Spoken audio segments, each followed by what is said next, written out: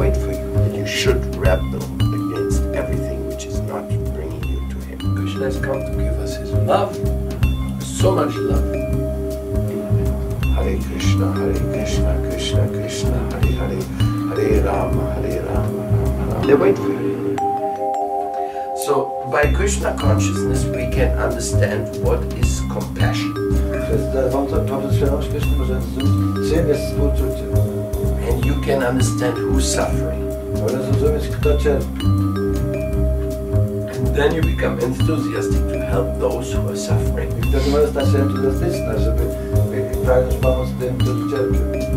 This is the immediate impact. You understand, yes, I have to do something. I want to do something. I have to help people. Helping people. You understand, yes, I have to do something. I want to do something. I have to help people. Helping people. He has given me the feeling that my life has value. That you are supposed to save the world. The message of God does save the world. People need Krishna, go and preach the message of love and spiritual enlightenment. You are also welcome there. Serve God by serving His devotees. Then you will be freed from all your sinful reactions. Don't be attached to the result, remain humble, and your Ishtadev will appear.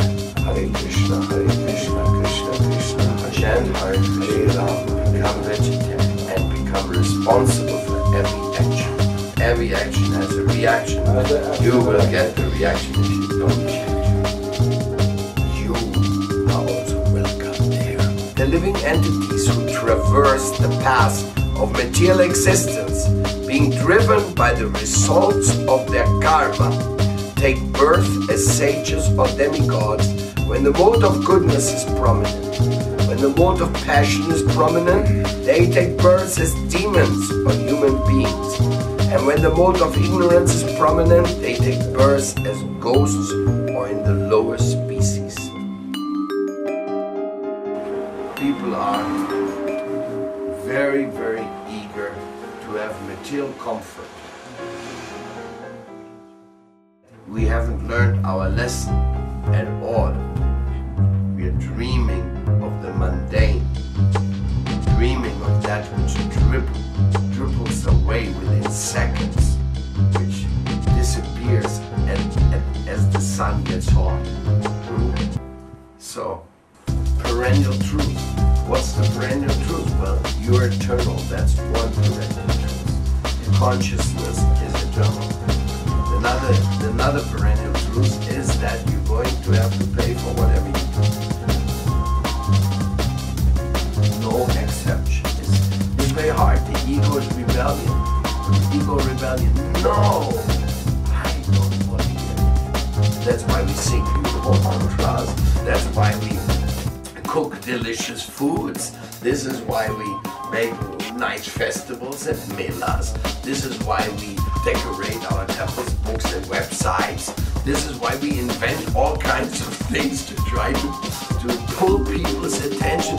Come and notice the information is about you, my friend. It's not for me, I already know it. It's for you, you don't know it. You get drunk, you make abortions, you create trouble, you destroy the environment, and you think there's no other reason to stop this behavior because you think there's no reason to live to begin with, you know?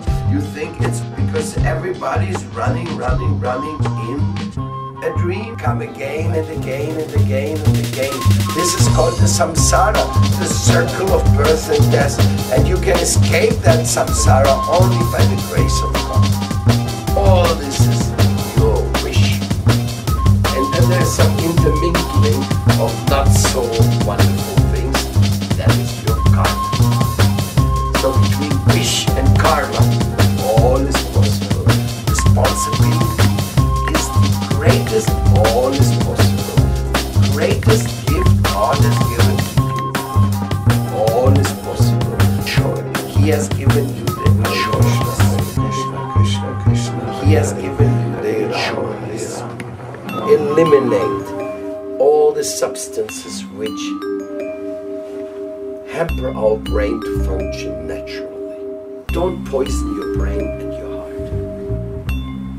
Even the heart gets affected. It becomes hardened when the brain cells and the whole system doesn't work naturally. Because your natural loving compassion can't develop anymore. And you without your compassion. Basically, our society is producing very sick people. Lots of them. And they need a spiritual dimension. They need to understand that they are eternal spirit soul.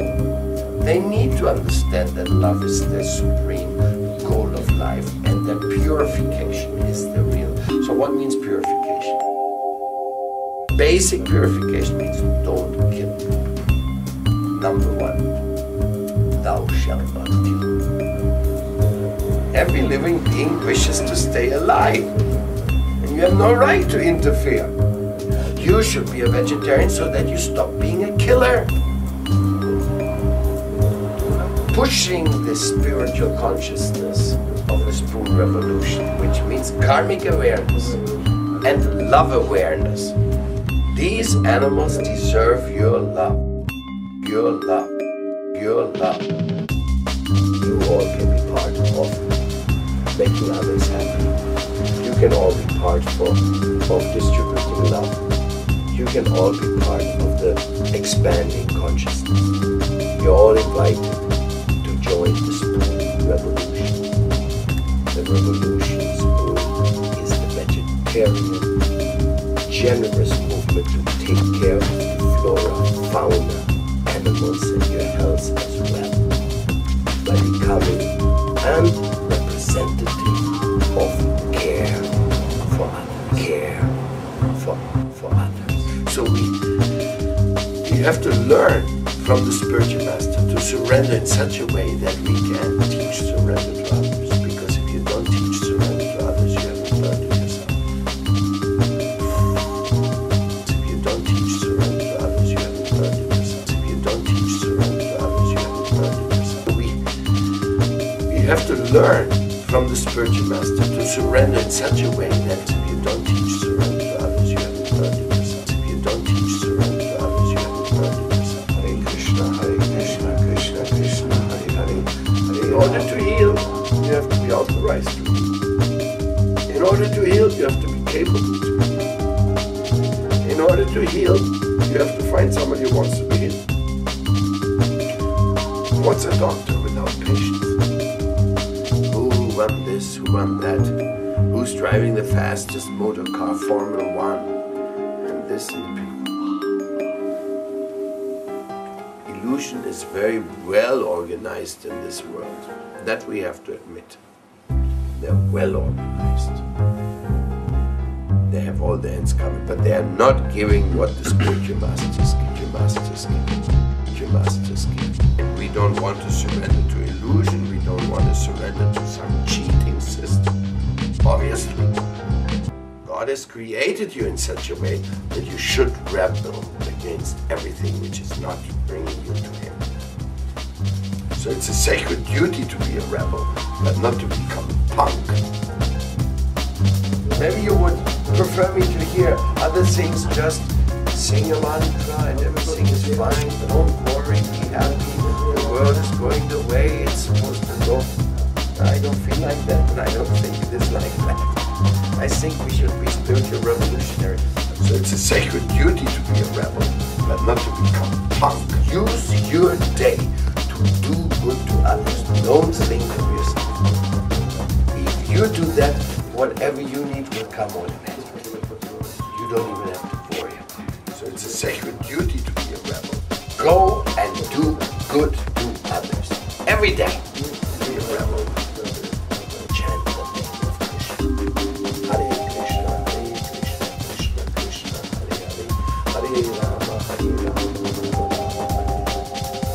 And you can also chant other names of God, other invocations of the infinite. If you don't believe in God, you can say Mother Nature, for God's sake.